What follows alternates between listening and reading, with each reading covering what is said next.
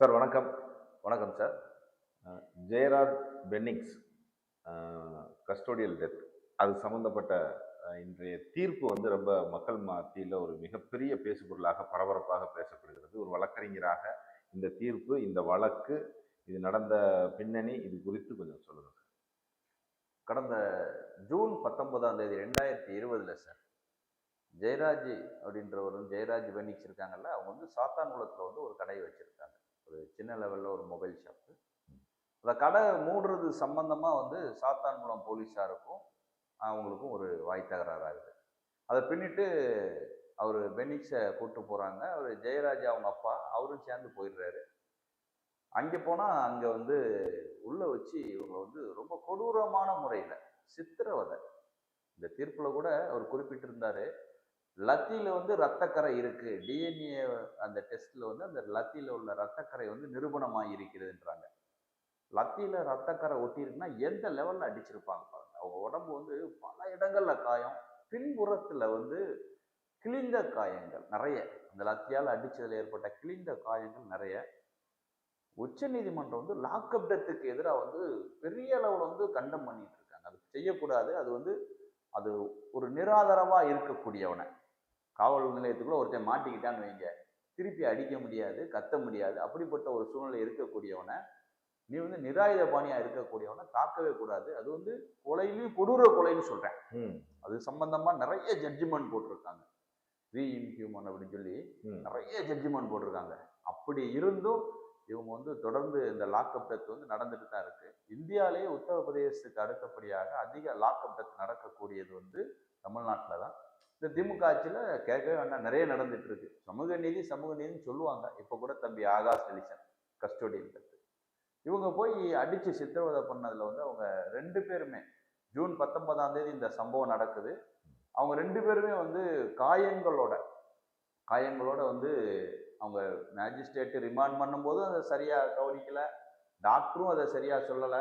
கடைசியில் வந்து சிறையில் கொண்டு போய் அடைக்கிறாங்க. அடைக்கும் போது 21ஆம் தேதி அடைக்கிறாங்க. 21ஆம் தேதி நைட்டு ஒருத்தர் இறந்து போயிடுறாரு. 22ஆம் தேதி ஒருத்தர் இறந்து போயிடுறாரு. அடுத்தடுத்து முதல்ல வந்து பென்னிக்ஸ் இறந்துடுறாரு. அடுத்து வந்து அப்பா ஜெயராஜும் இறந்து போயிடுறாங்க. அப்போ பெரிய லெவலில் போராட்டங்கள் வெடிக்குது, மக்கள் போராட்டங்கள். இதில் பார்த்தீங்கன்னா இறந்து போன ரெண்டு பேருமே நாடார் சமூகத்தை சேர்ந்தவர்கள். அங்கே வந்து போராட்ட களத்தில் வந்து தேவர் சமூகத்தில் அதிகமாக இருந்திருக்காங்க, மற்ற சமூகத்திலும் இருந்திருக்காங்க, நாடார் சமூக மக்களும் இருந்திருக்காங்க. பெரிய லெவலில் போராட்டங்கள். அந்த போராட்டங்கள் வெடித்ததுக்கு பின்னாடி உடனடியாக அந்த வழக்கு வந்து சூமோட்டோவாக மதுரை கிளையில் எடுக்கிறாங்க. அந்த சமயத்தில் அங்கே வந்து ஜெயக்குமார்னு எஸ்பி இருந்தார். இப்போ வந்து ஒரு விழுப்புரம் பக்கத்தில் இருக்கார், கடலூர் நினைக்கிறேன். அப்போ அன்னைக்கு பெரிய லெவலில் போராட்டம் நடந்த உடனே சூமோட்டோவா மதுரை கிளை எடுத்து அதை வந்து சிபிசிஐடிக்கு மாற்றுறாங்க. உடனடியாக வந்து அன்னைக்கு வந்து 10 பேரை அந்த வழக்கில் வந்து எதிரிகளாக சேர்க்குறாங்க. எதிரிகளாக சேர்த்து குற்றப்பத்திரிக்கையும் தாக்கல் பண்ணாங்க. 2300 பக்க குற்றப்பத்திரிக்கை. அதில் வந்து அந்த இவர் இறந்து போயிடுறார், பால்துறைன்னு சொல்லி 10வது எதிரியாக இருக்கக்கூடியவர். அவர் உடனே கொஞ்ச நாள்ல இறந்து போயிடுறாரு. மீதி 9 பேர் மேலே வழக்கு நடந்தது. நீண்ட நாட்களாக நடந்து கொண்டிருந்த வழக்கில் வந்து 23ஆம் தேதி, மார்ச் 23ஆம் தேதி நேற்று தீர்ப்பு வெளியே வந்திருக்கு. நேற்றைய தினம் 9 பேருமே குற்றவாளிகள். அவருடைய தண்டனை விவரங்கள் வந்து மார்ச் 30ஆம் தேதி அறிவிக்கப்படும் அப்படின்னு சொல்லி நீதிபதி முத்துக்குமரன் அவர்கள் தெரிவித்துள்ளார்கள். இந்த நீதிபதியை பற்றி நம்ம குறிப்பாக ஒரு விஷயத்தை சொல்லணும். சிவகங்கை மாவட்டத்தில் கச்சநத்தம் அப்படின்ற ஊரில் ஒரு பெரிய படுகொலை நிகழ்ந்தது. அதில் பார்த்தீங்கன்னா ஒரு குரூப் இறங்கி அந்த ஊருக்குள்ளே இறங்கி ரேண்டமாக வெட்டுறேன். அந்த இப்போ நாங்குநேரில் நடந்த சம்பவம் மாதிரி ரேண்டமாக வெட்டுறேன். அந்த சம்பவத்தில் கிட்டத்தட்ட வந்து ஒரு 10 பேர் ஈடுபட்டிருக்கேன் அப்படின்னா, போலீஸ் வந்து 32 பேரை சேர்த்துட்டேன். 32 பேரில் 5 பேர் மைனரு, 27 பேரை சேர்த்துடுறான். 27 பேரில் வந்து அந்த 6வது எதிரியாக இருக்கக்கூடிய மைக்கேல் ராஜாவும் 9வது எதிரியாக இருக்கக்கூடிய அவர் சகோதரரும் அந்த ஸ்பாட்டில் இல்லை. அவங்க திருச்சியில் இருந்ததுக்கு சிசிடிவி ஃபுட்டேஜே இருந்தது. அப்படி இருந்துமே அந்த 27 பேர், அந்த மேஜராக இருந்த 27 பேருக்கும் சிவகங்கை மாவட்ட நீதிமன்றத்தில் நடந்துட்டு இருந்தது. முத்துக்குமரன் அவர் 27 பேருக்குமே வந்து தண்டனை கொடுத்துட்டாரு, ஆயுள் தண்டனை கொடுத்துட்டாரு. அவங்களும் ஜாமீனில் இது வரைக்கும் வெளியவே வர முடியல, உள்ளதான் இருக்காங்க. அது ஹைகோர்ட்டில் அந்த வழக்கு அப்பீலில் இருக்குது. அப்படிப்பட்ட ஒரு கொடூரமான ஒரு ஒரு கடுமையான நீதிபதினு வச்சுக்காங்க. 9 பேருக்குமே தண்டனை கொடுத்துருக்காரு. 9 பேரில் எனக்கு ஒரு சில பேரை பற்றி தெரியும். அது வந்து செல்லத்துரைன்னு ஒரு அக்யூஸ்ட், அவருக்கும் தண்டனை கொடுத்துருக்காரு. ஆனால் செல்லத்துரையை பொறுத்தளவில் அவர் ஏதோ அந்த அவங்கள கூப்பிட்டுட்டு மேஜிஸ்ட்ரேட்டை கூப்பிட்டு போயிருப்பார் போல இருக்கு. அடிச்சவன் இருக்கான் பார்த்தீங்களா, அவனுக்கு டைரெக்டாக ரோல் இருக்கு. இந்த செல்லத்துறை மாதிரி ஆளுங்க இருக்காங்க பார்த்தீங்களா, அவங்கெல்லாம் பாவம் அந்த அதிகாரிகள் உத்தரவு கேட்டு அவங்க இந்த கோர்ட்டு கூட்டு போனவங்க, பாரா பார்த்தவங்க இப்படிலாம் இருக்காங்க. அவங்கள நிறைய பேருக்கு தண்டனையாக இருக்கு. அது என்ன தண்டனைங்கிறது 30ஆம் தேதி தான் தெரியும். எனக்கு தெரிஞ்சு ஆயுள் தண்டனையாகவோ மேபி வந்து தூக்கு கொடுத்தா கூட ஆச்சரியப்படுறதுக்கு இல்லை. ஏன்னா இது வந்து கொடூர குற்றமா பார்க்க சொல்றாங்க. கேரளாவில் கூட இந்த மாதிரி கேஸ்ல இப்போ லேட்டஸ்டா ஒரு 3 பேருக்கு அதிகாரிகளுக்கு தூக்கு கொடுத்தான். இந்த வழக்கை பொறுத்தளவுல ரேவதி அப்படின்ற ஒரு பெண் போலீஸ் இருந்தாங்க. அவங்களோட சாட்சியம், அந்த சாட்சியம் வந்து அவங்க வந்து அந்த அங்க வேலை பார்த்தவங்க, சாத்தாங்குளம் போலீஸ் ஸ்டேஷன்ல வேலை பார்த்தவங்க, அந்த சாட்சியத்தை வந்து அப்ரூவரா மாறி அவங்க வந்து நேரடியாக அவங்கள சாட்சியாக போடுறாங்க. அவங்க சொல்கிறாங்க, அந்த சாட்சியத்தை சொல்கிறாங்க. சொல்லும்போது அந்த சாட்சியத்தோட வெயிட்டேஜ் வந்து அதிகமாக இருக்கும். அவங்க சொல்லும்போது உள்ள போலீஸை எதிர்த்து போலீஸே சொல்லும்போது அதிகமாக இருக்கும். பாரதிதாசன் நீதிபதி அவர் தான் வந்து அன்னைக்கு வந்து ப்ரிலிமினரி என்கொயரி, அந்த இன்வெஸ்டிகேஷன் நடத்தின ஒரு மேஜிஸ்ட்ரேட் என்கொயரி நடத்த சொல்லுவாங்க. அதை நடத்தி 2 நாள் அறிக்கை கொடுத்தவர், வேகமாக அறிக்கை கொடுத்தவர். அவரும் இந்த வழக்கில் வந்து இந்த நீதி கிடைப்பதற்கு ஒரு காரணம். எது எப்படி இருந்தாலும் சரிதான், இந்த குற்றத்தில் கொஞ்சம் பங்கு இருக்கு, நிறைய பங்கு இருக்கு, இல்லை அதிகாரி சொன்னதை செஞ்சேன், எதுவாக கூட இருந்தாலும் குற்றம் குற்றம்தான். சாத்தான்குளம் விஷயம் வந்து தவறு தான். அதில் வந்து பெரிய அளவில் வந்து தண்டனை இருக்க வேண்டும். அதில் வந்து தப்பு கிடையாது. கோர்ட்டு என்ன தண்டனை கொடுத்தாலும் அதை தார்மீகமாக ஏற்று சிறை தண்டனை அனுபவிக்க வேண்டியது வந்து அந்த காவலர்களுடைய கடமை. இருந்தாலும் கோர்ட்டுடைய தண்டனைக்காக என்ன தண்டனை சொல்ல போறாங்கன்ட்டு 30ஆம் தேதி வரைக்கும் காத்திருக்கணும். இந்த சம்பவம் நடந்து கிட்டத்தட்ட 5 ஆண்டுகள் இருக்கும். 6 ஆண்டுகள் 7 ஆண்டுகள் மேல 2020. ஆமா, 6 ஆண்டுகள் ஆகி கிட்டத்தட்ட 6 ஆண்டுகள் ஆயிருச்சு. ஆனா தொடர்ந்து அதற்கு பிறகு நிறைய கஸ்டோடியல் டெத்து நடந்துகிட்டே இருக்கு தமிழகத்துல. ஆமா, இதை தடுக்கவே முடியாதா சார்? காவலர்கள் அடிக்கிறது என்பது என்ன சார் சட்டத்துல? காவலர்களோட மைண்ட் செட் எப்படி இருக்குன்னு பாத்தீங்கன்னா, சுட்டாதான், கை காலை உடைச்சாதான் சட்ட ஒழுங்கை காப்பாற்ற முடியும் அப்படின்றத வந்து அவங்க ஸ்ட்ராங்கா நம்புறாங்க.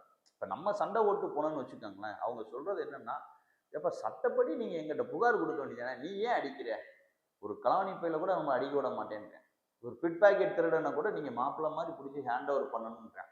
ஆனா அவன் என்ன பண்றேன் அப்படின்னா, குற்றங்களை குறைக்கணும்னா கை காலை உடைக்கணும், சுடணும் அப்படின்ற மனப்பாங்கு அவங்களுக்கு இருக்கு. இன்றைய காலகட்டத்தில் இருக்கக்கூடிய சினிமாக்கள்ல பாத்தீங்கன்னா, அவர் வந்து எஸ்ஐயா இருப்பாரு, இம்மிடியட்டா அவர் வந்து ஏசி ஆயிடுவார் ஒருத்தனை சுட்ட உடனே. அப்புறம் தான் எஸ்பி ஆயிடுவார். இதெல்லாம் ஒரு 2.5 மணி நேரத்துல டக்கு டக்கு நடந்து போய்கிட்டே இருக்கும். அவர் பார்த்தா அவர் வந்து வேட்டையாடுவார் இறங்கி. எந்த மேலதிகாரியும் அவரை கட்டுப்படுத்த முடியாது. ஒரு இன்ஸ்பெக்டர் இறங்கி சுட்டுக்கிட்டு இருப்பாரு, வேட்டையாடுவாரு. எந்த கமிஷனும் அவரை கட்டுப்படுத்தாது. அது இயற்கைக்கு மாறான, சட்டத்துக்கு எதிரான காட்சிகள்லாம் நியாயப்படுத்தப்பட்டு வைத்திருக்கப்படும். அந்த காட்சிகளை வந்து நம்ம மக்கள் பார்த்து ரசிப்பாங்க. ஒரு ஒரு கமெண்ட் போட்டா கூட, ஒரு என்கவுண்டர் நடந்ததுன்னா, என்கவுண்டர் பத்தி இவங்க மனித உரிமை மீறலையே மறந்துட்டு அவன் செத்தது சரிதான், சுட்டவன் வந்து ஹீரோ மாதிரி இவனுக்கு போட்டுக்கிட்டு இருப்பான். நீங்க ஆந்திராவில் எடுத்துக்கங்க, ஃபேக் கவுண்டர் பண்ணாங்க, மாணவியை கெடுத்துட்டாங்கன்னு சொல்லி 3 பேரை ஃபேக் என்கவுண்டர் பண்ணிட்டாங்க. அந்த அதிகாரியெல்லாம் இன்னைக்கு வேலை இல்லாமல் போயிட்டான். வாழ்த்து போட்டவன்லாம் இப்போ அவனுக்கு வந்து ஏதாவது நிதி உதவி பண்ணி வேலை கொடுத்து காப்பாற்றிடுவானா? மாட்டான். அப்போ சட்டம்ன்றது ஒன்று இருக்குன்னா, சட்டம் எல்லாருக்கும் ஒன்று தான், சட்டப்படி தான் நடக்கணும். என்கவுண்டரை குறைக்கணும் அப்படின்னா முதல்ல வந்து இந்த மனநிலையை மாற்றணும். போலீஸாருக்கு வந்து கவுன்சிலிங் கொடுக்கணும். இவங்க சயின்டிஃபிக்காக ஒரு கேஸை எடுத்து விசாரித்து உடனே தண்டனை வாங்கி கொடுக்க மாட்டாங்க சார். ஒரு கேஸ்ல தண்டனைனா 2010 நடந்த கேஸ் இன்னைக்கு தான் தண்டனைக்கு வருது, அல்லது இன்னைக்கு தான் விசாரணைக்கு வருது. அது நீர்த்து போயிடாதா? இந்த கேஸ் நீர்த்து போயிடாதா? இடையில சட்ட திட்டங்களும் மாறிட்டே இருக்கு. திடீர்னு வந்து சுப்ரீம் கோர்ட்ல சொல்றான் 7 வருஷத்துக்கு உள்ள கேஸ்லலாம் அரெஸ்ட் நாட் நெசசரின்னு. திடீர்னு சொல்றியான் 3 வருஷத்துக்குள்ள கேஸ்லாம் வந்து சார்ஜ் ஷீட் ரொம்ப நாளா போடாம இருக்குல்ல, 468ல அதை பூராத்தையும் எடுத்து விடு, அதை க்ளோஸ் பண்ணுன்றேன். இப்போ கூட லேட்டஸ்டா நிறைய கேஸை க்ளோஸ் பண்ண சொல்லியிருக்கேன். அப்போ இப்படி இருக்கும்போது இவங்க நிறைய கேஸில் சார்ஜ் ஷீட்டே போடுறதில்ல. 1000 எஃப்ஐஆர் போடுறான்னா ஒரு 50ல் தான் சார்ஜ் ஷீட் போடுறேன். அதுவும் ஆம வேகத்தில் போயிட்டு இருக்கு. ஒரு அக்யூஸ்ட் ஓடிட்டா கூட அந்த கேஸை நடத்த முடியல. அப்போ சயின்டிஃபிக்கா ஒரு கொலை நடக்கு அப்படின்னா அந்த பிளட் ஸ்டெயின்டு கிளாத்தை கைப்பற்றணும், அந்த மண்ணை கைப்பற்றணும், அதை வீடியோ கரெக்டாக பண்ணணும், கன்ஃபஷன் ஸ்டேட்மெண்ட்டை வந்து வீடியோ ரெக்கார்ட் பண்ணணும், அவனோட சிடிஆரை கரெக்டாக கொண்டு வரணும், அதில் என்னென்ன சிசிடிவி ஃபுட்டேஜ் இருக்குது அதெல்லாம் கலெக்ட் பண்ணணும். இப்படிலாம் அடிப்படை இருக்குது. இவன் எதையுமே செய்கிறது கிடையாது. அக்யூஸ்டே வந்து எப்படி ஃபிக்ஸ் பண்ணுறான்னு பார்த்தீங்கன்னா, யாராவது ஒருத்தனை எவனாவது போட்டு விட்டு பிடிக்கிறான்னு வைங்க, எவனாவது போட்டு விட்றேன் வந்தேன் அப்படின்ட்டு அவனை போய் பிடிச்சி நீ தான் ஒத்துக்கன்னு சொல்ல வச்சு அவன் 5-6 பேரை சொன்னான்னா அதில் யாரை சேர்க்கணும் சேர்க்கூடாது இவனே முடிவு பண்ணி பிடிச்சவனை விட்டுறேன், பிடிக்காதவனை சேர்க்கறது, இந்த மாதிரி வேலைகள்னால தான் நீதியே வந்து செத்து போச்சு. இவங்க முதல்ல வந்து திருந்தணும், லஞ்ச லாவண்யம் வந்து குறையணும். எல்லா ஸ்டேஷன்லையும் வந்து சிசிடிவி கேமரா கம்பல்சரின்னு சொல்லிட்டாங்க. ஆனால் இவன் கேமரா வந்து லாக்அப் டெத் நடந்த அன்னைக்கு ஒர்க் ஆகாது, அக்யூஸ்டை கூப்பிட்டு வந்தால் ஒர்க் ஆகாது. அதை முதல்ல இது பண்ணணும். அதுபோக வந்து இந்த பிற இடங்கள்ல வச்சு விசாரிக்காங்க பாருங்க கைதிகளை, பிடிச்சிட்டு போறவனை கொண்டு போய் லாட்ஜில் வச்சு விசாரிக்கிறது, வேன்லயே வச்சு சுத்திக்கிட்டு இருக்கிறது, அரெஸ்ட்டை ஒழுங்கா இன்டிமேட் பண்ணாதது, அல்லது வேற ஏதாவது தோப்புக்கள்ல தனியார் இடங்கள்ல வச்சு விசாரிக்கிறது, இதை வந்து அறவே ஒழிக்கணும். கரெக்டா பிடிச்ச உடனே இன்டிமேட் பண்ணணும், நம்ம பிடிச்சிருக்கோம், இந்த வழக்குக்காக பிடிச்சிருக்கோம், விசாரணை பண்றோம். அதை செய்யறதே கிடையாது. ஆக இது என்ன ஆகும் அப்படின்னு பாத்தீங்கன்னா, ஒருத்தனை வச்சு 4 நாளா அடிச்சுட்டே இருந்தா அவன் ஒரு கட்டத்துல இறந்து போயிட்டான்னு வச்சுக்கோங்க, அன்னைக்கு கீழே விழுந்துட்டான், வண்டியில இருந்து போனவன் வந்து ஆக்சிடென்ட் ஆயிட்டான், பாலத்துல இருந்து விழுந்துட்டான் துரத்திட்டு போனோம் அப்படின்றது, இந்த மாதிரி லாக்அப் டெத் நிகழ்வுகளை வந்து அதிகரிச்சிடும். போலீஸுக்கு வந்து முறையான சயின்டிஃபிக்காக விசாரித்து உடனே தண்டனை வாங்கி கொடுக்கறதுக்கு உள்ள பயிற்சியை வந்து முதல்ல கொடுக்கணும். கண்காணிப்புகள் அதிகப்படுத்தப்படாது. இந்த கண்காணிப்பு சரியான விசாரணைன்னு சொல்லும்போது இன்னொரு கேள்வி எனக்கு வருது. அதாவது பென்னிக்ஸ் ஜெயராஜுடைய கஸ்டோடியல் டெத்தை சுற்றி ஒரு 1000 கோடி ரூபாய்க்கான ஒரு வேலை தெரிஞ்சு வச்சா அது என்னது? பென்னிக்ஸ் ஜெயராஜ் வழக்குல பாத்தீங்கன்னா ஒரு சுவாரஸ்யமான விஷயத்த வந்து அப்படியே சப்ரஸ் பண்ணிட்டாங்க, மறைச்சிட்டாங்க. என்ன விபரம் அப்படின்னு பாத்தீங்கன்னா, 1000 கோடிக்கு மேல ஒரு டீலிங் ஓடி இருக்கு. அது எப்படி அப்படின்னு பாத்தீங்கன்னா, அவரு சாத்தான்குளத்துல தான் அந்த சம்பவம். சாத்தான்குளத்தை சுற்றி இருக்கக்கூடிய பகுதியில் வந்து இந்த தேரி மண்ணு அப்படின்னு சொல்லி எடுக்கிறாங்க. அந்த தேரி மண்ணுல இருந்து என்ன எடுக்கிறாங்கன்னா, கார்னேட் அப்படின்னு ஒரு தனிமத்தை வந்து பிரிச்சு எடுக்கிறாங்க. அதுல இன்னும் சில தோரியம் செய்யறதுக்கு இதில் செய்யறதுக்குலாம் சில தனிமங்கள் கிடைக்குதான். அப்படிப்பட்ட ஒரு காஸ்ட்லியான ஒரு மண்ணை எடுத்து அதுல இருந்து பிரிச்சு எடுக்கிறாங்க பாத்தீங்களா, அதை வச்சு நிறைய கம்பெனிகள் வந்து அந்த பொழைச்சிட்டு இருக்காங்க. அப்ப ஜெயலலிதா அம்மா பீரியட்ல என்ன பண்றாங்கன்னா, ஒரு குறிப்பிட்ட கம்பெனிக்கு வந்து அந்த கனிமம் எடுக்கக்கூடாதுன்னு சொல்லி தடை பண்ணிடுறாங்க. ஆனா அவன் கம்பெனியை ரன் பண்ணணும்ல, திருட்டுத்தனமா அந்த கனிமத்தை வந்து சுரண்டுறது. அப்படி சுரண்டும் போது அதுக்கு போலீஸாரோட தயவு தேவை. சாத்தான்குளம் லிமிட்ல நடக்கும்போது சாத்தான்குளத்துல அந்த மைனிங்க்கு ஃபுல்லா அந்த போலீஸாரோட தயவோட பண்ணிட்டு இருந்திருக்காங்க, திருட்டுத்தனமா பண்றேன். இப்ப லாக்அப் டெத் ஆயிருது, மக்கள் பிரச்சனை பண்றாங்க. அப்ப கவர்மெண்ட்டுக்கும் நெருக்கடி ஆகுது, அரசாங்கத்துக்கும் நெருக்கடி ஆகுது, இவனுக்கு போலீஸுக்கும் நெருக்கடி ஆகுது. அப்ப போலீஸ் என்னன்னா, அந்த கார்னேட் பிசினஸ் பண்ண அந்த தொழிலதிபர்கிட்ட போய் எங்களை இந்த பிரச்சனையில எப்படியாவது காப்பாத்தி விடுங்க அப்படின்ற கவர்மெண்ட்ல இருந்து ஒரு டிமாண்ட் போகுது. அப்ப அவர் என்ன டீல் பேசுறாருன்னா, எனக்கு வந்து இந்த கார்னேட் பிசினஸ்ல வந்து நீங்க தடை பண்ணி வச்சிருக்கீங்க குவாரி எல்லாம், அதை எனக்கு ஓப்பன் பண்ணி விடணும். கிட்டத்தட்ட 10,000 கோடி கணக்கான ரூபாய் கான்ட்ராக்டை மண்ணை எடுக்கிறதுக்கு எனக்கு நீ ஓப்பன் பண்ணி விடு, தடை பண்ணாதன்ற. நீங்க இதை முடிங்க, இந்த சாத்தான்குளம் ஜெயராஜ் பென்னிக்ஸ் வழக்க முடிங்க, நாங்க என்னன்றதை பார்க்குறோம்ன்றாங்க. ஒரு அஷூரன்ஸ் கொடுக்குறாங்க. போலீஸும் உங்களை ஃப்ரீயா விட்டுரும் அல்றதுக்கு கனிமத்தை. உடனே இவர் என்ன பண்றாருன்னா, முதல்ல ஒரு வழக்கறிஞர் அனுப்புறாரு, அது ஃபெயிலியர் ஆயிடுது. அந்த ஜெயராஜ் பென்னிக்ஸ் அவங்களுக்கு ஒரு வழக்கறிஞர் அனுப்பி வீட்டுக்கு அனுப்பி பேசுறாங்க, பேச்சுவார்த்தை ஃபெயிலியர். ஏன்னா எல்லா சாதிக்காரனும் போராடிட்டு இருக்கான், ஒத்துக்கிட மாட்டான். அப்புறம் மறுபடியும் என்ன பண்றாரு, ஒரு குறிப்பிட்ட ஒரு ரவுடி, ஒரு பெரிய ஆள், அவரை போய் பார்த்து இந்த விஷயத்தை எனக்கு நீங்க செஞ்சு கொடுங்க, எப்படியாவது அந்த குடும்பத்துல பேசி செஞ்சு கொடுங்கன்னு அவரு ஒரு ஆளை அனுப்புறாரு.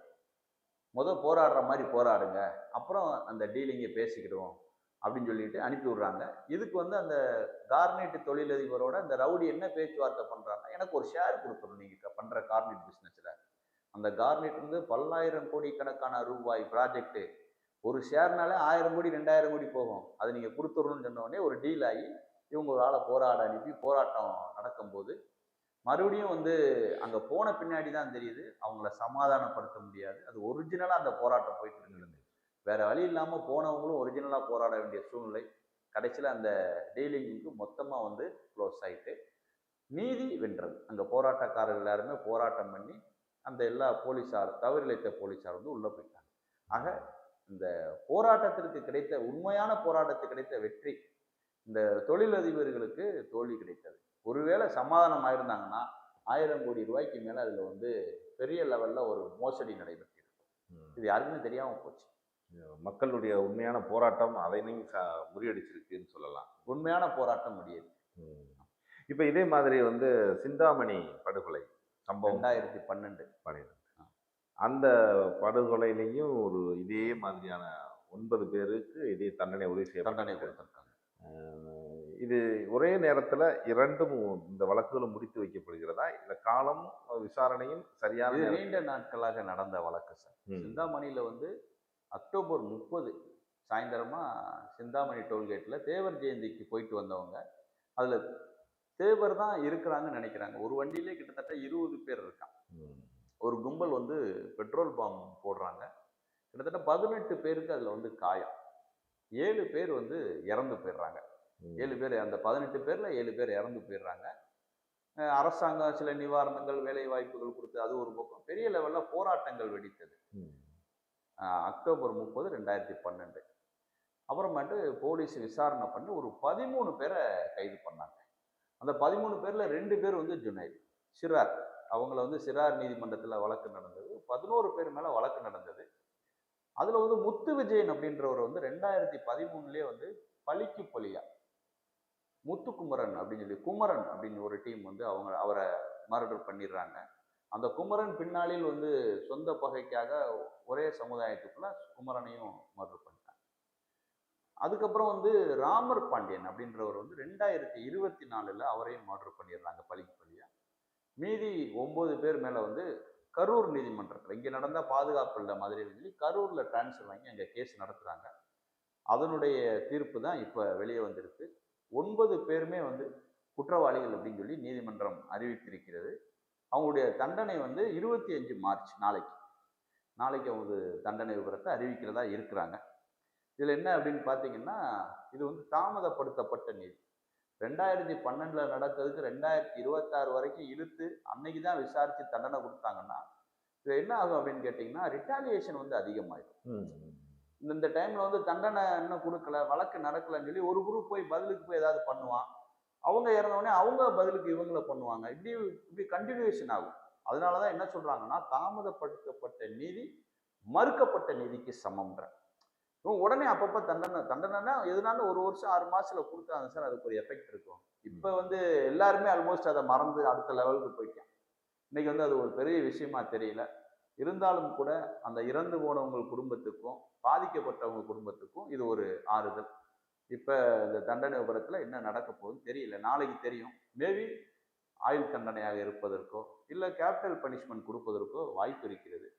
அந்த டைம்ல ஒரு விஷயம் சொல்லுவாங்க. அது என்ன சசிமோகன் அப்படின்னு சொல்லி ஒரு டிஎஸ்பி இருந்தாரு. இப்போ வந்து அவர் வந்து ஐஜியாவோ டிஐஜியாவோ எஸ்பியாவோ இருக்காருன்னு நினைக்கிறேன். அவர் வந்து திருப்பூண்டத்துல இருந்தாரு. அவரு இதுல ஒரு டீம்ல விசாரணை அதிகாரியா இருந்தவர். அந்த நேரத்துல வந்து முக்கிய குற்றவாளியாக கருதப்பட்ட ராமர் பாண்டியன் அவர் விசாரித்ததாகவும், யாரையுமே இப்போல்லாம் வந்து பாத்தீங்கன்னா ஒரு கொலைன்னா கையை காலை உடைச்சிருவாங்க, சுட்டு போறாங்களா, இப்பெல்லாம் அதெல்லாம் கிடையாது. அவரை ஒரு சேர்ல உட்கார வச்சு அவருக்கு டீ குடித்து விசாரிச்சதாகவும், அவர் வந்து ராமர் பாண்டியன் வந்து நான் இந்த சம்பவத்துல வந்து சம்பந்தப்படலை, செஞ்சவங்க எனக்கு தெரியும் அப்படின்னு சொன்னதாகவும் ஒரு தகவல். ஆனா அவரு மேல எல்லா பழியுமே விழுந்து அவர் ஏ1 ஆயிட்டாரு. எதிர்பாராத விதமா வந்து பழிக்கு பழின்னு வரும்போது அவங்க நம்பர்ல யார் இருக்காங்களோ அவங்கள நான் பார்ப்பேன். அவரும் கொல்லப்பட்டு விட்டார். இது வந்து இரு சமூக மோதலாக மாறாமல் இது சட்டப்படி போனதுல வந்து ஒரு பெரிய ஒரு சந்தோஷம் சார். வரவேற்கத்தக்க விஷயம். ஏன்னா பழிக்கு பழின்னு போனா எப்படியோ 2 பேர் இறந்து போயிட்டான், அப்படி இருந்தோம். இப்படியே கண்டினியூ ஆயிட்டு இருந்தா எத்தனை பேரை வந்து நம்ம பறி கொடுக்குறது. இனிமேலாவது இந்த இரு சமூகங்களும் இதோட இந்த பிரச்சனையை விட்டுட்டு அவங்கவுங்க வேலையை பாருங்க. பிடிச்சா நல்லபடியா பேசிக்கங்க, பிடிக்கலையா அதை வேலையை பாருங்க. தண்டனை வந்து சட்டம் தன் கடமையை செய்திருக்கிறது. யாரும் வருத்தமும் பட வேண்டியதில்லை, சந்தோஷம், இணக்கமான போக்கை உருவாக்கணும். ஆமா. இப்ப மானாமதுரை ஆகாஷ் இதுல வந்து இன்னும் குற்றவாளியை குறிப்பிட்டு குற்றவாளி இன்னும் கைது செய்யப்படவில்லைன்னு சொல்றாங்க. சார் நீங்க நல்லா யோசிச்சு பாருங்க. மானாமதுரையில வந்து இன்னைக்கு 16வது நாள் சார். ஆகாஷ் அடித்து துள்ள துடிக்க கொலை செய்யப்பட்டு 16வது நாள். அந்த பையன் 450 மார்க் எடுத்த நல்ல படிக்கக்கூடிய பையன். 10th வந்து 450 மார்க்ன்றது 90%. ஆமா ஆமா. அது சலுகையில அவன் கேட்டிருந்தா கூட ஒரு பெரிய அதிகாரி ஆயிருக்கான்.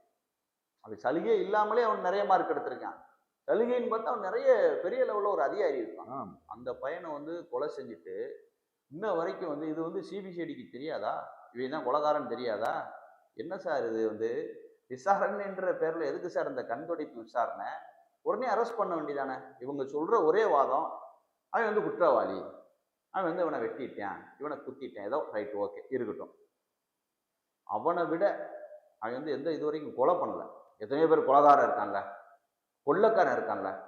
கொலைகாரன், கொள்ளைக்காரன் பெரிய பெரிய லெவல்ல போதை மருந்து கடத்தினவன் இருக்காங்க. 300 கிலோ 400 கஞ்சா கடத்தினவன் இருக்காங்க. அவனை யாராவது நீங்க சுட்டிருக்கீங்களா? இல்லை யாராவது அடிச்சு கொலை பண்ணியிருக்கீங்களா? சரி இதெல்லாம் விடுங்க. ஒரு 6 மாசத்துக்கு முன்னாடி அஜித்னு ஒரு இளைஞர் மரணமானார்ல. அஜித்ன்ற இளைஞர் வந்து மரணமாகும் போது நீங்க 2 நாள்ல வந்து அதுல எல்லாத்தையும் அரெஸ்ட் பண்ணிடுறீங்க. இப்ப டிஎஸ்பி கூட அதுல சேர்த்துட்டீங்க. அஜித் வந்து நீங்க சொன்னது வந்து திருட்டு புகார் அஜித் மேல. அஜித் தான் எடுத்தான். நீங்க அவன் எடுக்கலன்னு தெரியறதுக்கே 4 மாசம் ஆச்சு. ஆமா. அதுக்கு முன்னாடி வரைக்கும் உங்களை பொறுத்தவரை அஜித் ஒரு திருடன் அப்படித்தானே நீங்க சொல்ல வர்றீங்க? அப்ப அப்படி நீங்க கண்டென்ட் இருக்கும்போது அன்னைக்கு அஜித் விஷயத்துல மட்டும் எல்லாத்தையும் எதுக்கு அரெஸ்ட் பண்ணீங்க உடனே? இது தப்பு இல்லையா? ஒரு சாதிக்கு ஒரு நீதி, இன்னொரு சாதிக்கு இன்னொரு நீதியா? எல்லாருக்கும் ஒரே மாதிரி நீதி கொடுங்க. இன்னும் சில பேர் சொல்றியான், இல்ல அது வந்து தேவர் போலீஸ் வந்து இது பண்ணிட்டான். அஜித்துக்கு தான் தேவர் போலீஸ் எத்தனை பேர் இருக்கேன் அதுல. அதுக்கு என்ன பண்ண முடியும்? போலீஸை முதல்ல போலீஸா மட்டும் நினைக்கட்டும். ஏன் வந்து போலீஸுக்குள்ள ஜாதியை கொண்டு போற? போலீஸுக்குள்ள ஜாதியை கொண்டு போய் அந்த தேவேந்திர மக்கள் என்னைக்காவது வந்து நம்ம எத்தனையோ என்கவுண்டர்ல போராடிட்டு இருக்கோம். நம்ம என்கவுண்டர்ல யாருக்கு போராடுறோம்னா, இவன் 2 கொலை 3 கொலை பண்ணவனா இருக்கான், இவனுக்காக தேவர் சமூகத்துல இருக்கவனுக்காக நம்ம போராடுறோம். திருச்சி துறை எடுத்துக்கங்க, கொம்பன் ஜெகன் எடுத்துக்கங்க, கிட்டப்பா தேவர் எடுத்துக்கங்க, அதே போல பாலகிருஷ்ணன் எடுத்துக்கங்க, பேச்சுத்துறை எடுத்துக்கங்க. எல்லார் மேலேயுமே கொலைக்கேஸ் இருக்கு. அவங்களுக்காக நம்ம போராடிட்டு இருக்கோம். தேவேந்திர குல மக்கள் என்னைக்காவது எதிர்ப்பு தெரிவிச்சிருக்கானா? என்னைக்கா இதுல நிறைய பேர் தேவேந்திர குல மக்களை வெட்டினவனா இருக்கான். அவனுக்காகலாம் நம்ம போராடி இருக்கோம். அவனை ஏன் சுட்டீங்க, அவனை ஏன் காலை உடைச்சிங்க? அன்னைக்கெல்லாம் தேவேந்திர குல மக்கள் யாராவது வந்து இதுக்கு எதிர்ப்பு தெரிவிச்சிருக்காங்களா? அப்ப தேவர் சமுதாயம் எதுக்கு அவன் போராட்டத்துல போய் எதிர்ப்பு தெரிவிச்சு நீ ஏன் மறியல் பண்ற? நீ ஏன் சரி மறியல் பண்றிய? உன் மேல எத்தனை வழக்கு இருக்கு? உன் மேல எத்தனை? உன் மேல எல்லாமே வந்து கேஸ் இருக்கிறது பூராமே திருட்டு கேஸா இருக்கு, கிளவியை கெடுத்த கேஸ் இருக்கு. அப்புறம் பார்த்தா அடுத்த பொண்டாட்டியை கூட்டிட்டு ஓடின வழக்கு இருக்கு. நீ நல்லவனா இருந்து பண்ணிட்டா கூட பரவாயில்ல. அப்போ உன்னுடைய நோக்கம் இந்த சாதி மக்கள் வந்து அடிச்சு கொண்டா அது அது அதை வந்து நான் அதை பாராட்டுறேன், அதை ஏத்துக்கிறேன். போலீஸ் வந்து தேவேந்திர குல மக்களை அடிச்சு கொண்டா அது உனக்கு ஓகே அப்படிதானே? அப்போ உனக்கு இருக்க சாதி வெறி தானே? தேவர் உங்களுக்கு எதையா சொல்லிட்டு போனாரு? தேவர் படத்தை பின்னாடி போட்டு என்னை ஒருத்தன் வைறேன். தேவர் படத்தை யூஸ் பண்றதுக்கு உங்களுக்கு எவனுக்காவது தகுதி இருக்கா? நீ அடுத்த பொண்டாட்டியை கூட்டு போயிருக்க. நீ பண்றது ஃபுல்லா திருட்டு வேலை. மானாமதுரை போலீஸ் ஸ்டேஷன்ல உன் மேல அத்தனை வழக்கு திருட்டு வழக்கு இருக்கு. கிளவி தண்டட்டி அத்திருக்க. கத்தியை காட்டி வந்து 300 500 புடுங்கிருக்க. அப்ப நீ வந்து தேவர் படத்தை பின்னாடி போட்டு பேசணும்னா அது தேவருக்கு அசிங்கமா இல்லையா? இதை ஏன் தேவர் சமுதாயம் கேட்க மாட்டேங்குது? அதுதான் இப்ப இந்த தவறு சார் அப்படியே உரிமைக்காக போராடுறான் சார். உரிமைக்காக போராடுறவனை வந்து உன்னால முடிஞ்சா சப்போர்ட் பண்ணு. முடியலன்னா நீ அதை எதிர்த்து அப்படின்னு சொன்னா நல்லா தெரிஞ்சுக்க. இந்த போராட்டம் தோல்வியில முடிஞ்சுது அப்படின்னு சொன்னா போலீஸுக்கு என்ன நினைப்பு வரும்னா, தேவேந்திர மக்கள் தான் நீண்ட நெடிய போராட்டங்களை எடுத்துட்டு போயிருக்கான். அவனாலேயே இது முடியல அப்படின்னு சொன்னா நாளைக்கு ஒன்னையெல்லாம் ஈஸியா சாப்பிட்டு போயிட்டே இருப்பான். அடிச்சு கொன்றுவான், சுட்டு போடுவான். ஏன்னா நம்ம ஆளுக்கெல்லாம் அவ்வளவு தூரம் போராட மாட்டான். 1 நாள் 2 நாள் இருப்பான், 3ஆவது நாள் போட்டுட்டு போயிட்டே இருப்பான். இன்னொருத்தன் கேட்கிறான், நீ எத்தனை போராட்டத்துக்கு போயிட்டேன்னு நீ கேட்கிறேன். எல்லா போராட்டத்தையும் எடுத்து பாடுறா. யாருக்கு மனித உரிமை மீறல் எங்க நடந்தாலும் சரிதான், அவன் எவ்வளவு பெரிய ரவுடியா இருந்தாலும் சரிதான், அவனுக்கு ஆதரவா எல்லா இடத்துலயுமே போராடி இருக்கும். முதல்ல வந்து விவரம் தெரியாம பேசுறத விடணும்.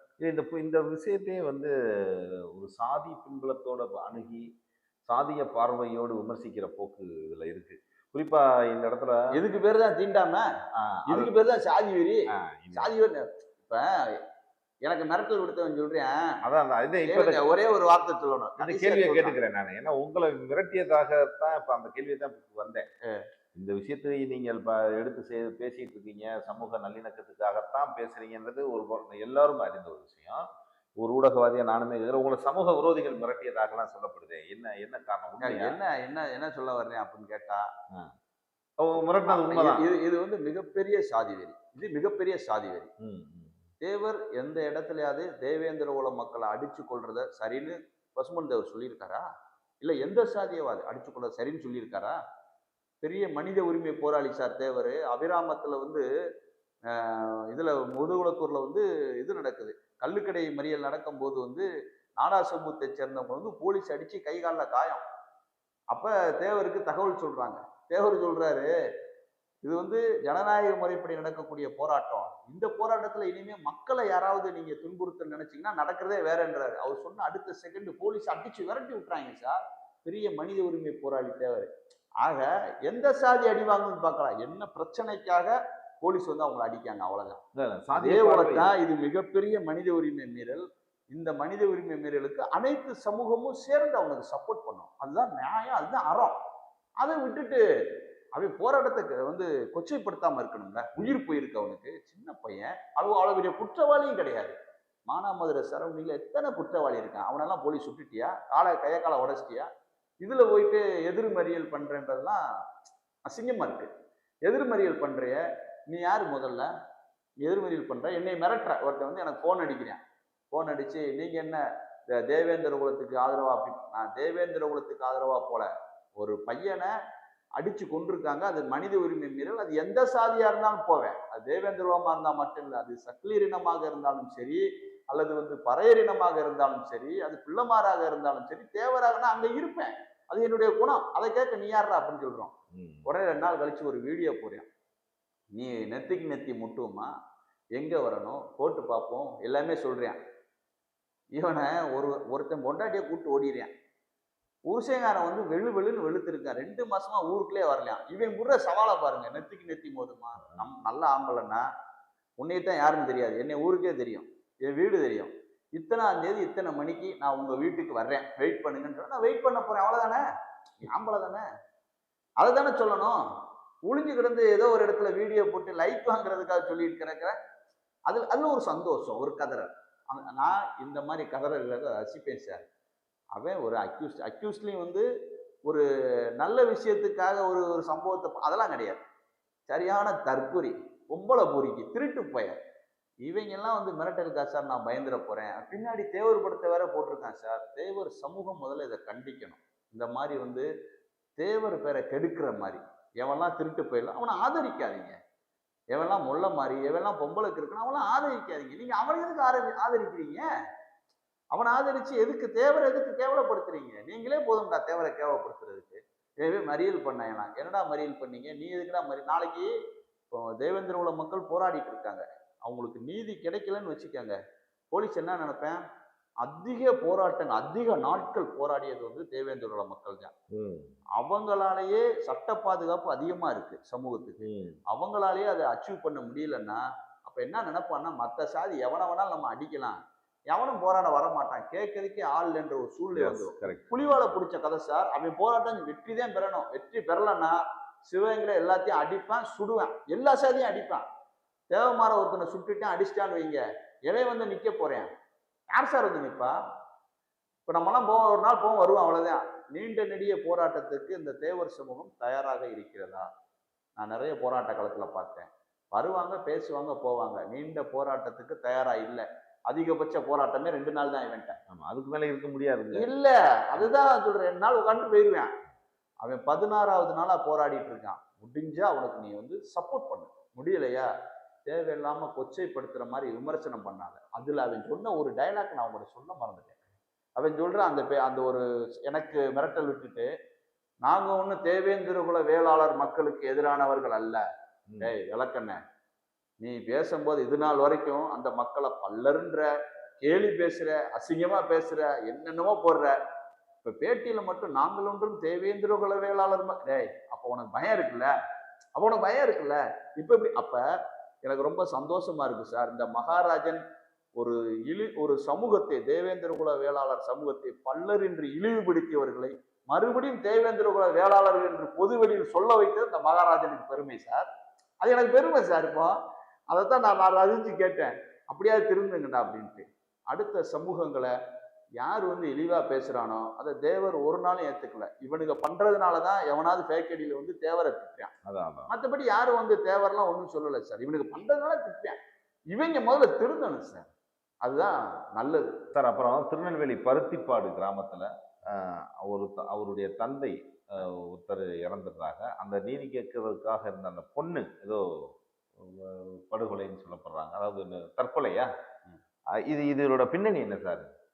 அதாவது சார், பருத்திப்பாடு பக்கத்துல, மூலக்கரைட்டு பக்கத்துல வந்து அங்க வந்து வடக்கு நெல்லையப்பபுரம் அப்படின்னு ஒரு கிராமம் சார். வடக்கு நெல்லையப்பபுரம்னு ஒரு கிராமம். அந்த கிராமத்துல வந்து ஆறுமுகம்னு ஒரு விவசாயி, ஒரு 55 வயசு இருக்கும். அவருடைய பொண்ணு வந்து பேபி அப்படின்னு ஒரு பொண்ணு இருக்கு. பேபி கனி. அவங்க 22 வயசு, திருமணம் ஆகலை, நர்ஸா வேலை பார்க்குறாங்க. இந்த ஆறுமுகம்ன்ற விவசாயி எல்லாரோடையும் நல்லா பழகக்கூடிய ஒரு தேவேந்திர குல வேளாளர் சமூகத்தை சேர்ந்தவர். இவர் வந்து அவங்க சொந்த பந்தத்துக்குள்ளேயே ஏதோ சொத்து பிரச்சனையில அவரை வெட்டி கொலை பண்றதா சொல்றாங்க. 6 நாளா வந்து மூலக்கரை போட்டி போலீஸ் வந்து தூங்கிட்டு இருக்கான். இப்போ வரைக்கும் குற்றவாளி வந்து நேற்று தான் அரெஸ்ட் பண்ண வச்சுறாங்க 3 பேரை. 6 நாளா எதுக்கு சார் பிடிக்காம இருக்கான்? ஒரு ஒரு ஒரு ஆளை கொலை பண்ணிட்டாங்க. அது சொந்தக்காரன் வெட்டுறான், இல்ல வெளியில எதிரி வெட்டுறான், எவனா வேணா வெட்டிட்டு போறேன். வெட்டினா அவன் கொலகாரம் தானே. 6 நாளா பிடிக்கலன்னா அந்த வீட்டுல உள்ளவங்களோட மனநிலையை நினைச்சு பாருங்க. அவங்க அந்த பாடி மார்ச்சுவரில் இருக்கும், வாங்காம இருப்பாங்க. அவங்களால சாப்பிட கூட முடியாது சார். அவங்க சோகத்திலே இருப்பாங்க. உங்களுக்கு அந்த அந்த நிலையை உணர்றவங்களுக்கு தான் தெரியும், அந்த கஷ்டத்துல இருக்கணும்னு தான் தெரியும். அப்ப இந்த பிள்ளை வந்து நர்ஸா வேற இருக்கு. போலீஸ் என்ன பண்ணியிருக்காங்க, லேடி இன்ஸ்பெக்டர் போல இருக்கு மூலக்கரப்பட்டியில். அவங்க பொழுதன்னைக்கு வந்து இந்த பிள்ளைகிட்ட வந்து விசாரணைன்ற பேர்ல இவங்க ஃபேமிலியை அது என்ன இது என்ன அது போட்டு டார்ச்சர் பண்றது. டார்ச்சர் பண்ண உடனே இந்த பிள்ளை வந்து எல்லாரும் வீட்டில் இருக்கும்போது அதுவா போய் பாத்ரூம்ல போய் சூசைட் பண்ணதா சொல்றாங்க. அது கையில எழுதி வச்சிருக்கு, தயவு செய்து வந்து என்னுடைய பிணத்தை எங்க அப்பாவோட சேர்த்து புதைச்சிருங்க பக்கத்துல அப்படின்ட்டு. எவ்வளவு பெரிய ஒரு ஒரு மன வலி தெரியுமா சார்? அவர் ஒரு ஒரு இளைஞி, ஒரு 22 வயசுக்குள்ள விசாரணை என்னோட அப்பாவோட சேர்த்து புதைச்சிருங்க, அந்த ஒரு ஆசையை மட்டும் நிறைவேற்றுங்கன்னு சொன்னா என்ன சார் இது? அநியாயம், அக்கிரமம். 6 நாளா என்னத்தை இவனுக்கு புடிங்கிட்டு இருந்தானுங்க. உடனடியா வந்து மாவட்ட நிர்வாகம் இன்ஸ்பெக்டர் மேல நடவடிக்கை எடுக்கணும் சார், நடவடிக்கை எடுக்கணும். இப்ப 3 பேரை அரெஸ்ட் பண்ணுன்னு சொல்றீங்க. இப்ப நீங்க 6 நாளா அப்ப என்ன பண்ணிட்டு இருந்தீங்க? சரி, குற்றவாளியை வந்து 6 நாளா அவங்க வீட்டுலதான் கேட்பீங்களா? கொலை செய்யப்பட்டவருடைய வீட்டுல வந்து எங்க இருக்காரு, எப்படி இருக்க, யார், இதே 6 நாளா இவங்கிட்டே விசாரணை நடத்துவீங்களா? என்ன நீங்க விசாரணை நடத்திட்டு உங்களுக்கு என்ன உங்களுக்கு தெரியுது? விசாரணை நடத்துறதுக்கு உங்களுக்கு தெரியுமா தெரியாதா? முறையான பயிற்சி இருக்கிறதா இல்லையா? இல்ல, உடனடியா அந்த இன்ஸ்பெக்டர் மேல துறை வாரியான நடவடிக்கை எடுக்கணும் சார். பொண்ணு தற்கொலை செய்யும் அளவிற்கு என்ன சார் உளவியல டார்ச்சர் நடந்திருக்கும் சார்? என்ன கேட்கறது? அவங்க அப்பாட்ட போய் உங்க குற்றவாளியை கண்டுபிடிக்க முடியலன்னா போலீஸோட விசாரணை உங்களுக்கு தெரியும்ல. உங்க அப்பாவுக்கு வந்து எவ்வளவு சொத்து இருக்கு, அது யாருக்கு உங்களுக்கும் சொத்து பிரச்சனை நடக்குது அப்படின்னு கேட்பாங்க. அதுல கண்டுபிடிக்கணும்னா அடுத்த இன்னொரு கேள்விக்கு வருவேன், உங்க அப்பா யாருடைய தொடர்பு இருந்தாரா? இந்த கேள்விக்கு போறேன், தொடர்புல இருந்தாரா? அது உங்களுக்கு தெரிஞ்ச, உங்களுக்கு யார் யாரு வேண்டாதவங்க, உங்க அப்பா யார்கிட்ட பேசுவாரு பழகுவாரு, எல்லா மேட்டரும் கேட்பான். அப்படி கேட்கும்போது 6 நாளா ஒரு குடும்பத்தை வந்து டார்ச்சர் பண்ணாங்கன்னா அந்த பொண்ணோட நிலைமை எப்படி இருக்கும்? அது கையில எழுதி வச்சுட்டு இறந்து போயிருக்கு சார். அதெல்லாம் பெரிய வந்து சூசைட் நோட் சார் அது. அப்ப உடனடியா என்ன செய்யணும்னா, உண்மையிலேயே நியாயமான போலீஸாக இருந்தால், காவல்துறையில கொஞ்சமாவது ஈரம் இருந்தா அந்த இன்ஸ்பெக்டர் சஸ்பெண்ட் பண்ணுங்க. இன்ஸ்பெக்டர் சஸ்பெண்ட் பண்ணுங்க, அதுதான் சரி. அதை செய்யாம வந்து ஒரு கொலை ஆயிட்டு ஒரு தற்கொலை ஆயிட்டு, ஒரு கொலை சொந்தக்காரனா, ஒரு கொலை வந்து காப்பாற்ற வந்த போலீஸால நான் இப்போச்சு விசாரிக்க வந்த போலீஸால ஒரு தற்கொலை. அப்ப போலீஸ் இந்த தற்கொலைக்கு காரணம். இன்ஸ்பெக்டர் மேல நடவடிக்கை எடுக்கணும். நடவடிக்கை எடுக்கல அப்படின்னு சொன்னா போலீஸை நம்பி யார் சார் போவா? அப்ப என்ன சார் காவல்துறை நமக்கு நன்மை அப்படின்னு சொல்லி தெரியுது? உண்மையான நன்மை வந்து நம்மள தற்கொலையா சார் பண்ண வைக்க போறேன்? உடனடியா நடவடிக்கை எடுக்கணும் சார். நடவடிக்கை எடுக்காத பட்சத்துல வந்து உண்மையிலே நமக்கு பார்க்க ரொம்ப வேதனையா இருக்கு. அந்த குடும்பத்துக்கு ஆதரவாக நேதாஜி சுபாஷனை வந்து நாங்க இருப்போம் சார், அதுல சந்தேகமே இல்லை. இப்ப இறுதியாக ஒரு அரசியல் கேள்வி. தாவேகா தனித்து போட்டியிடுகிறது. ஆமா, என்டிஏ கூட்டணியை சேராம, இதை நாம் யாருமே எதிர்பார்க்காத ஒன்றா இருக்கு. இப்ப தாவேகா இந்த தேர்தலை எப்படி சந்திக்கும்? இது தேர்தலுக்கு பிறகு இது கட்சி நடக்குமா? இப்படி கேள்விலாம் இருக்கு. தாவேகாவோட முடிவு வந்து சார், சில பேர் என்ன நினைக்கிறாங்கன்னா, இந்த தடவை வந்து சேர்ந்து போட்டிட்டாங்கன்னா அடுத்த தடவை இவங்க முதல்வர் ஆக முடியாது, கூட்டணியில தான் ஜெயிச்சாங்கன்னு சொல்லுவாங்க. அப்படி இப்படிலாம் நிறைய அவங்க தவறான கருத்துக்களை சொல்றாங்க. ஆனா என்ன பொறுத்தளவுல தாவேகா வந்து ஒரு 50-60 சீட்டு வரைக்கும் இவங்க கொடுக்க ரெடியா இருந்திருக்காங்க என்டிஏ கூட்டணியில. அதை வாங்கிட்டு இவங்க நின்றுருந்தாங்கன்னா கன்ஃபார்மா இவங்க ஜெயிக்கிறதுக்கான வாய்ப்புகள் வந்து அதிகமா இருக்கு. அப்படி ஜெயிச்சு ஒரு 50 எம்எல்ஏ வந்துட்டான்னு வச்சுக்கோங்க, தாவேக்கா தான் வந்து துணை முதல்வர், அதுபோக தாவேக்கா தான் எதிர்க்கட்சி அந்தஸ்தும் தாவேக்காக தான் கிடைச்சிரும். அப்ப அந்த கட்சி வந்து வளரும், அடுத்த ஸ்டேஜுக்கு அது போயிடும். இன்ட்ரெஸ்டா வந்து சேருவான். அடுத்த தடவை கூட அவங்க பிரிஞ்சோ அல்லது இதை தனியாவோ எதிர்கொள்ளலாம், அதுல ஒன்றும் தவறு கிடையாது. இப்படி இருக்கக்கூடிய சூழ்நிலை இப்ப தாவேக்கா வந்து இப்போ வந்து விஷப்பரீட்சையில இறங்கியிருக்காங்க, தனிச்சு நிக்கிறாங்க. தனிச்சு நின்னா 15ல இருந்து 20% வாக்கு கிடைக்கும்னு ஒரு தோராயமா கணிப்பு. அப்ப விஜய் நிக்கிற இடத்துல அவர் ஜெயிச்சிருவாரு, மத்தவங்க ஜெயிக்க மாட்டாங்கன்னு வைங்க. 5 வருஷம் டைம் இருக்கு. 5 வருஷத்துல 2 திராவிட கட்சிகளும் அதுபோல தேசிய கட்சியும் அவங்களுக்குள்ளேயே அந்த அதிகாரத்தை ஆட்சியை பங்கு போட நினைப்பாங்களே தவிர, புதுசா ஒரு நடிகர், நாளைக்கு இன்னொரு நடிகர் அஜித் வருவாரு, அதுக்கப்புறம் சிவகார்த்திகேயன் வருவாரு, அப்ப இவங்களை நம்ம வளர்த்து விடுன்ற எண்ணம் அவங்களுக்குலாம் வராது. அவங்க என்ன செய்வாங்கன்னா கொஞ்சம் கொஞ்சமா சிபிஐ வச்சிருக்கிறாங்க, அப்புறம் வந்து உங்களுக்கு இது வச்சிருக்கிறாங்க, உங்களுக்கு அமலாக்கத்துறை வச்சிருக்கிறாங்க, இடி வச்சிருக்காங்க, இங்க வந்து லஞ்ச ஒழிப்புத்துறை வச்சிருக்கிறாங்க. அவருடைய படத்துல இருந்து ஆரம்பிச்சு பைனான்சியல் எல்லாத்தையும் கட் பண்ணுவான். கண்டிப்பா ஒரு கட்டத்துல அந்த 5 வருஷத்துல இவங்களால நிறைய இதுல தாக்கு பிடிக்க முடியாது. அப்படி தாக்கு பிடிக்க முடியாத சூழ்நிலையில விஜயை நம்பி மட்டும்தான் அந்த தாவேக்கான்றது ஒரு மையமா இருக்கு. விஜயே ஓடிட்டாருன்னு வச்சுக்கங்க, அப்ப தாவேக்கா வந்து எப்படி ஆட்சி அதிகாரத்துக்கு வரும்? அவர் ஏற்கனவே தீவிர அரசியல்ல இறங்கின மாதிரி தெரியல. ஏதோ 4 இடத்துல கூட்டம் போறது அவ்வளவுதான், பெரிய லெவல்ல எல்லாம் அவர் அரசியல் இறங்கின மாதிரி தெரியல.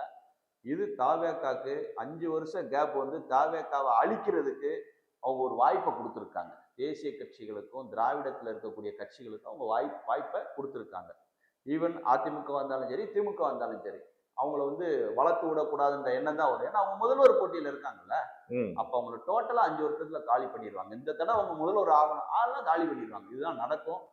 தாவேக்கா தன்னை வளர்த்துக்கிட நினைச்சாங்கன்னா, புத்திசாலித்தனமா முடிவெடுக்க நினைச்சாங்கன்னா, என்டிஏலயே போய் சேர்ந்து ஒரு 50-60 சீட்டை வாங்கிட்டு நின்று ஒரு 50 எம்எல்ஏவோட துணை முதல்வரி வாங்கினாங்கன்னா கட்சி வளர்ந்து போயிடும்.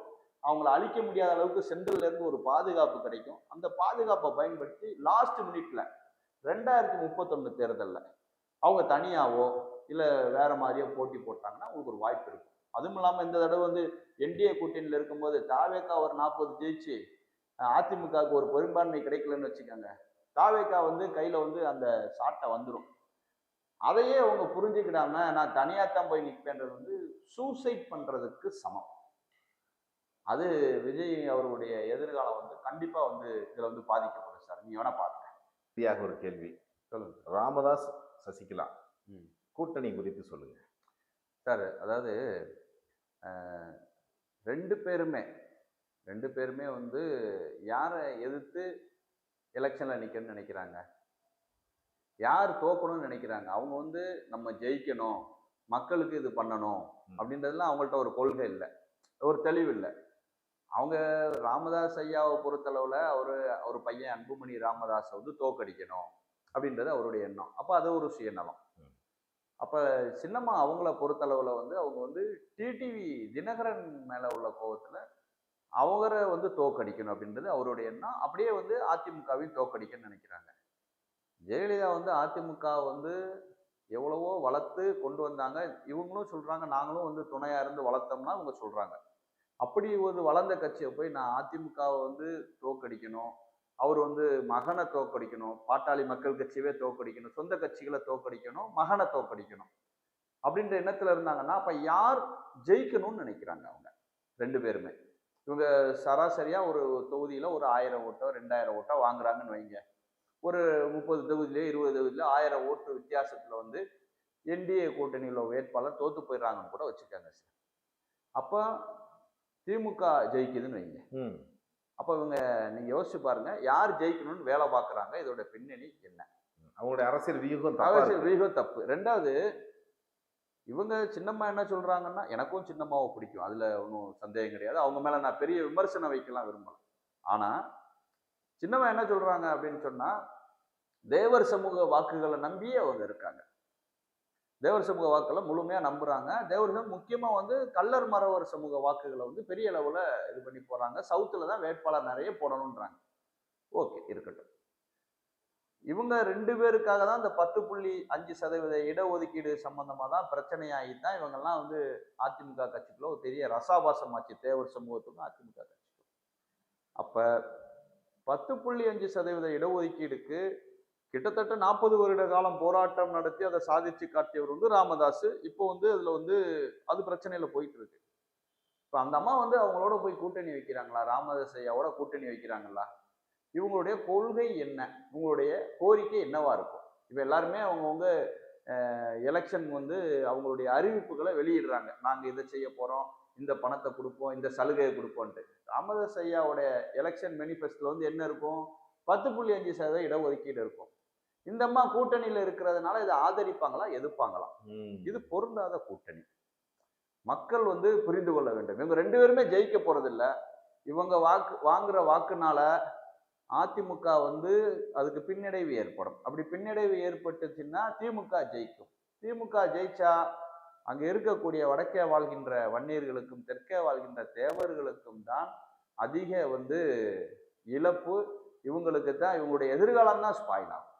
ஆகையினால தேவையில்லாம இந்த மாதிரி கண்டெஸ்ட் பண்றதை விட்டுட்டு ஒன்று அவங்கள தனி கட்சி ஆரம்பிச்சு அதிமுக கூட வந்து கூட்டணி சேர்ந்து பண்ண சொல்லுங்க. என்டிஏல கூட்டணி சேர சொல்லுங்க, இல்லை என்டிஏல வேட்பாளர்களுக்கு போட்டு பண்ண சொல்லுங்க. அதுக்கான மகனை பழி வாங்கணும், அதிமுகவை பழி வாங்கணும்ட்டு சமூகத்தை பழி வாங்க வேண்டாம். சுயநலத்துக்காக அது பண்ண வேண்டாம். அது தேவையில்லாது. இவங்க பண்ணனா அன்னைக்கு ஜெயிலேருந்து வந்த அன்னைக்கு இவங்க தனி கட்சி ஆரம்பிச்சிருந்தாங்க, இன்னைக்கு ஒரு பெரிய டானா இருந்திருப்பாங்க. இப்போ 8 வருஷம் கழிச்சு கோமால கடந்த மாதிரி இன்னைக்கு திடீர்னு வந்து எனக்கு வந்து இது வந்துட்டு எனக்கு வந்து யோசிச்சு பார்த்தேன், அவர் துரோகி இருந்துட்டு போறாருங்க, அவர் துரோகியா இருந்து 8 வருஷத்துக்கு முன்னாடியே சொல்லியிருக்க வேண்டிய சொல்லிட்டு ஒரு கட்சி ஆரம்பிச்சு போயிருந்தீங்கன்னா எல்லாரும் உங்களுக்கு சப்போர்ட் பண்ணியிருப்பாங்கல்ல. இப்போ இது வந்து நாடகமாகவும் கோபத்தினுடைய வெளிப்பாடாகவும் யாரோ சொல்லி இவங்களுடைய ஓட்டு வங்கியை நீங்க பாதிக்க வைங்கன்னு சொல்லி இவங்க நிறுத்துற மாதிரியும் தெரியுதே தவிர மற்றபடி இவங்க வேட்பாளர் எங்கேயும் வெற்றி பெற போறாங்களா? அதெல்லாம் ஒருத்தரை வந்து போட்டிருக்காங்க என்கவுண்டர் ஸ்பெஷலிஸ்ட்ன்ட்டு. அவர் பண்ண என்கவுண்டர்ல வந்து கல்லு மண்டையன்ல ஆரம்பிச்சு பிரபு பாரதி வரைக்கும் தேவமாரத்தை அந்த ஆள் என்கவுண்டர் பண்ணியிருக்காரு. ராமநாதபுரத்துல வந்து ஒரு பையன் வந்து யாரையோ வெட்டிட்டான்னு சொல்லி அவங்க ஃபேமிலி நடத்தின கோழி பண்ணையை வந்து மறவர் கரிசல் குளத்துல வந்து பட்ட பகல்ல போலீஸ் போர்ஸோட போய் தீ வச்சு எரிச்சவர். நான் அதுல எஃப்ஐஆர் டைரக்ஷன் போட்டேன், அவர் மேல எஃப்ஐஆர் போடணும் அப்படின்ட்டு. அவனை கைது பண்ணி அவனை சுடு எதுனாலும் பண்ணு. ஏன் அவங்க ஃபேமிலி நடத்துற கோழி பண்ண கோழி என்ன சார் பண்ணுச்சு? கோழி கருகி இறந்தது சார், வீடியோவா வெளியே வந்தது. அதுல அவர் மேல நடவடிக்கை எடுக்கல. அது போக வந்து தனி மனித ஒழுக்கம் எல்லாத்தையும் எடுத்து பாருங்க, நான் சொல்றது உங்களுக்கு புரியும். அப்படிப்பட்ட ஒரு சூழ்நிலையில எதுக்கு இந்த நாடகங்கள்லாம் எதுக்கு? தேவையில்லை. ஆக ராமதாஸ் சசிகலா கூட்டணி என்பது பொருந்தாத கூட்டணி. யாரையோ பழி வாங்குவதற்காக அரசியல்ல நடத்துற குழப்பம் கூட சொல்லலாம். ராமதாஸ் இப்ப 10.5% இடஒதுக்கீட வலுவா கேட்கிறாருன்னு வைங்க, சின்னம்மாவோட நிலைப்பாடு என்ன இருக்கும்? நல்ல கேள்வி. இதுக்கு என்ன பதில் சொல்லுவாங்க? ஏன் தேவையில்லாம போட்டு இதுல சில பேர் இப்போ போய் புதுசா போய் வந்து சேர்றாங்க. எந்த கட்சியிலையுமே அதை கலட்டி விடப்பட்டவர்கள், அனாதையாக்கப்பட்டவர்கள். மக்கள் வந்து போறவன் அவன் பாவம் உணர்வா போயிட்டு இருக்கேன். சின்னம்மா மேல ஏதோ பற்றுல போறேன். நானும் சின்னம்மாவுக்கு வந்து எனக்கும் பிடிக்கும் அவங்க, அதெல்லாம் நான் அவங்கள குறை சொல்ல. அரசியல் வேறு, பிடிக்கிறதுன்றது வேறு. நமக்கு வந்து அவங்க எப்படின்னாலும் எப்படி பார்த்தாலும் உறவு நம்ம அவங்களுக்கு சப்போர்ட் பண்ண அதெல்லாம் ரைட்டு தான். ஆனா அரசியல் வேறு. நம்ம சமூகத்துக்கு அவங்க எடுத்திருக்க ஸ்டெப் வந்து எதிராக தான் அமையும். அப்படிப்பட்ட ஒரு சூழ்நிலையில சில பேர் இப்போ போறேன் பாருங்க, திடுதுப்புன்னு போய் பார்க்குறான் பாருங்க, ஏதாவது சில்லறை கிடைச்சிடாதான்னு போறான் பாவம். வளர்ந்துட்டு போறாங்க. அதை பத்தி என்ன இருக்கு? மொத்தத்தில் இந்த கூட்டணி ஒரு பொருந்தாத கூட்டணி சார். மிக்க நன்றி. வணக்கம் சார்.